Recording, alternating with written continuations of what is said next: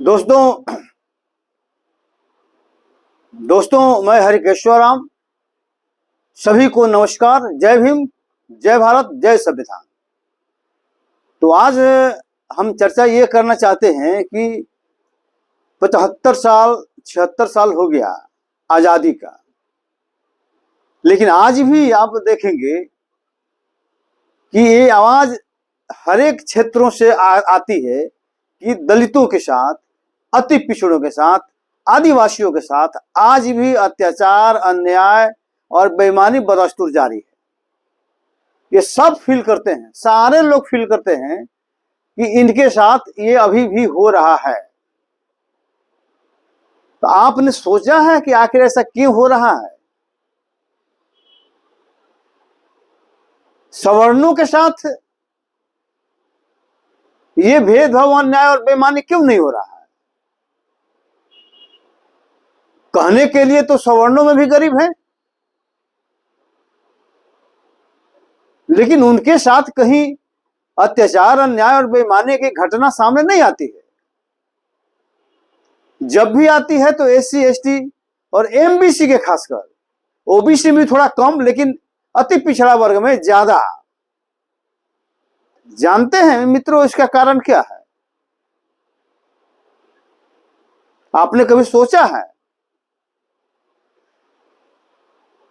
चाहे schedule caste का reservation in promotion का मामला हो, चाहे अति पिछड़ों का, मान लीजिए रिजर्वेशन को सही ढंग से लागू करना हो, या उनके संख्या अनुपात में भागीदारी का मामला हो, या उनके साथ महिलाओं के साथ अनाचार, अत्याचार, बेईमानी का मामला हो, आखिर क्यों होता है?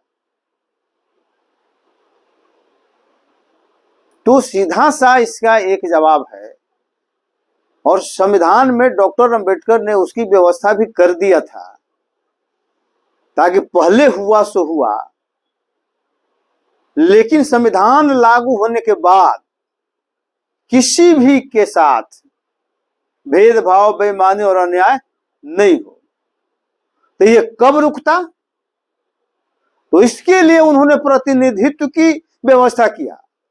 प्रतिनिधित्व का मतलब क्या हुआ? मतलब सरकार चलाने में, सरकार कौन चलाता है? कार्यपालिका है, विधायिका है, न्यायपालिका, यही तीनों तो सरकार चलाता है। देश चलाता है, सरकार नहीं, देश चलाता है।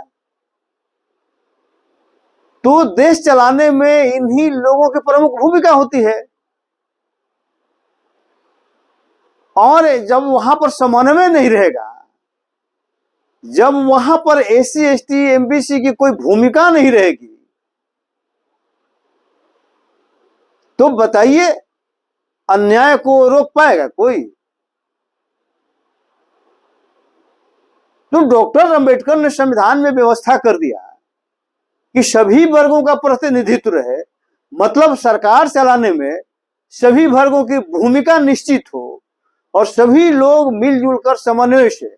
इसीलिए उन्होंने कहा पर्याप्त प्रतिनिधित्व का भी मान लिया, उन्होंने रिप्रेजेंटेशन का मान लिया कि दिया, अधिकार क्यों दिया? किसी को एक्सेसिव नहीं कहा, कोई एक्सेस रहे ये नहीं कहा, कहा कि उनका पर्याप्त प्रतिनिधित्व रहना चाहिए और योग्य लोगों का होना चाहिए। क्यों? पर्याप्त रहने से क्या होगा? पर्याप्त कम से कम इतना जरूर होना चाहिए कि सरकार चलाने में, देश चलाने में ये अपनी भी भूमिका निर्धारित कर सकें और इनकी भी भूमिका हो। ऐसा नहीं कि इनकी कोई भूमिका नहीं हो और मुट्ठी भर लोग, एक वर्ग के लोग पूरा देश को अपने हाथ में ले लें और अपने द्वारा संचालित करें। जब ये स्थिति जब तक रहेगी तब तक तो भेदभाव, अन्याय और बेईमानी को तो कोई रोक ही नहीं सकता है। तो मूल समस्या क्या हुआ? आज के तारीख में मूल समस्या क्या है? आपका कारण जो है क्या है? किस कारण से आपको सभी समस्याओं से रूबरू होना पड़ता है? क्योंकि आपका प्रतिनिधित्व सही नहीं है और आपका नेतृत्व नहीं है और आपकी जो भूमिका होनी चाहिए देश चलाने में, उससे आपको अलग रखा गया। अगर कुछ को दिया भी गया है, रखा भी गया है, तो नाम मात्र के रखा गया है, उसका कोई एग्जिस्टेंस नहीं है, उसकी कोई भूमिका नहीं होती है देश को चलाने में। तो साथियों, सबसे ये सवाल है, और इस सवाल को जब तक आप नहीं समझेंगे, हम लोग नहीं समझेंगे और इसकी लड़ाई को तेज नहीं करेंगे, तब तक आपको अन्याय, बेईमानी और इसमें मुक्ति नहीं मिलेगी। और जो आपके जो विरोधी लोग हैं वो भली भांति समझते हैं कि भूमिका का क्या महत्व होता है, प्रतिनिधित्व का क्या महत्व होता है, तो वो बजाबते आपके प्रतिनिधित्व को और गोल करने के फेर में लगे हुए हैं और अपनी प्रतिनिधित्व को मजबूत करने के फेर में लगे हुए हैं और उसी का लगातार काम कर रहे हैं। जैसे उन्होंने न्यायपालिका में कर लिया अपना कॉलेजियम सिस्टम के माध्यम से। अब आपके कॉलेजियम सिस्टम के माध्यम में न्यायपालिका में क्या SC ST MBC की कोई भूमिका है क्या? वहां कुछ भूमिका नहीं है, जीरो होगा। जब भी न्याय जाएगा तो आपके खिलाफ ही होगा ना। आपकी मानसिकता का वहां कोई है ही नहीं। आप जो सोचते हैं, आपके सोच के लोग वहां नहीं है, आपके विरोधी सोच के सारे लोग वहीं पर बैठ गए। उसी तरह से आपने देखा कि कार्यपालिका में, तो कार्यपालिका में वर्चस्व बढ़ाने के लिए जो OBC के लोग जो 10% जा रहे थे जनरल कोटा में, उनको खत्म करने के लिए वहां ला दिया 10% आरक्षण, सवर्ण आरक्षण, ताकि आप जो जा रहे थे आप फिर नीचे आ जाइए, उसके जगह पर फिर जाएगा सवर्ण चला जाएगा। उससे भी मन नहीं भरा तो इंटरनल मान लीजिए कि जो है ना, क्या कहना, इंटरनल बाहर से जो है ना लोगों को डायरेक्ट IAS बनाना मान लेंगे शुरू हो गया, लेटरल एंट्री के माध्यम से। तो कहने का मतलब हुआ कि वहां भी वर्चस्व उनका हो गया।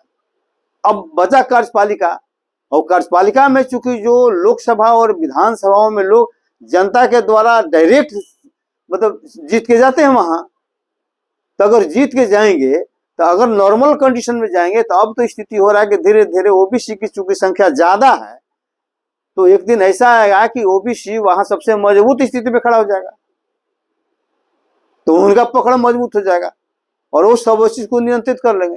तो उसको रोकने के लिए और सवर्ण वर्चस्व बना रहे वहां पर भी, इसलिए उन्होंने महिला के नाम पर आरक्षण ला दिया। महिला आरक्षण 33%। अब 33% महिलाएं रहेंगी। अब सोचिए कि उसमें कौन महिलाएं रहेंगी? सवर्ण महिलाएं ही रहेंगी।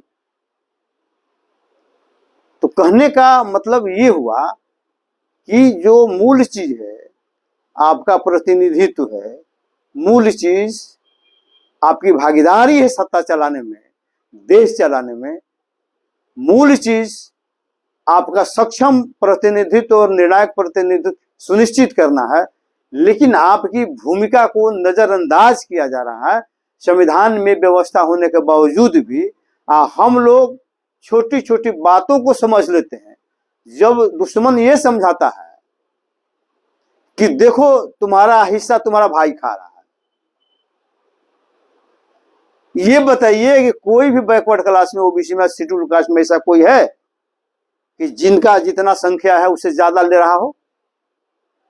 ये सवर्ण क्लास में ही मिलेगा आपको। 60% 4 जात 5 जात मिल के ले रहा है। अब बताइए संख्या उनका कितना है? 15% वाले 60 में बांट रहे हैं, तो स्वाभाविक है उनका हिस्सा ज्यादा पड़ रहा है। तो उनका सब पॉपुलेशन जितना, उससे ज्यादा हिस्सा तो वो खा रहे हैं। लेकिन हमको ये समझा रहा है कि तुम्हारा हिस्सा तुम्हारा भाई खा रहा है, और हम लोग उसी फेर में लगे हुए हैं। अरे भाई, टोटल वर्ग का पहले हमारा हिस्सा तो दे दो, प्रतिनिधित्व दे दो पहले, तब उसके बाद आपसी में हम लोग फरिया लेंगे। तो मूल समस्या देश चलाने में, समाज चलाने में हमारी भूमिका हमारे है, और उस भूमिका में हम धीरे धीरे गौण होते जा रहे हैं। जिस तरह से देश की आजादी के पहले हिंदू धर्म के संचालन में या ब्राह्मण धर्म के संचालन में आपकी कोई भूमिका नहीं थी, आपका कोई प्रतिनिधित्व नहीं था, जिसके कारण 80% लोग पिछड़ गया। और फिर वही चीज लादने का प्रयास हो रहा है लोकतंत्र के बावजूद, डॉक्टर अंबेडकर के संविधान के बावजूद। अगर अभी सतर्क नहीं हुए तो समझिए कि हमेशा के लिए मिट्टी पलित हो जाएगी और SC ST समाज, OBC समाज कहीं का नहीं रहेगा। इसलिए साथियों अभी भी सतर्क होने की जरूरत है, अन्यथा हम लोग कहीं के नहीं रहेंगे और आने वाली पीढ़ी कहेगी कि जब ये सारा अतिक्रम हो रहा था, सवर्ण आरक्षण देकर और महिला आरक्षण के माध्यम से सवर्णों का वर्चस्व स्थापित करने का काम हो रहा था, तो आप क्या कर रहे थे, आपकी क्या भूमिका थी। तो जितना आपसे संभव हो, जितना आपसे संभव हो, कोई जरूरी नहीं है कि सब आदमी लाठी लेने की जरूरत भी नहीं है। वैचारिक दृष्टि से आप खड़े हो जाइए कि भाई हमारा भूमिका तय होना चाहिए। तुम किसी की भूमिका करो, लेकिन मेरा प्रतिनिधित्व जितना है, मेरी जितनी भूमिका होना चाहिए, संख्यानुपात में जितना होना चाहिए, कम से कम इतना जरूर होना चाहिए कि ताकि हमारे साथ अन्याय बेईमानी कोई नहीं कर सके, वहां देखने वाला कोई हो। ये व्यवस्था जरूरी है। जब तक ये व्यवस्था नहीं होगा कुछ नहीं होने वाला है। इन्हीं शब्दों के साथ अपनी बात पुनः समाप्त करते हैं। जय भीम, जय भारत, जय संविधान।